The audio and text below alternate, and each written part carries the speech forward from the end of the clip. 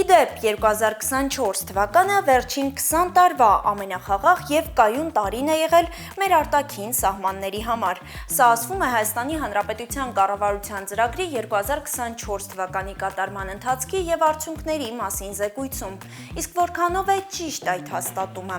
Ընդամենը մի քանի օր առաջ զինվորական դատախազ Գրիգոր Էլիզբարյանը հայտնեց, որ 2024 թվականի ընթացքում զոհվել է 40 զինծառայող, որից 4-ը հակառակորդի կրակոցից։ Այս փաստը արդեն խաղաղ չլինելու մասին է խոսում։ Հակառակորդի կրակոցից 2008 և 2018 թվականներին ևս ունեցել ենք 4 զոհ, այսինքն 2024 թվականը նույնքան խաղաղ է եղել, որքան 2008 և 2018 թվականները։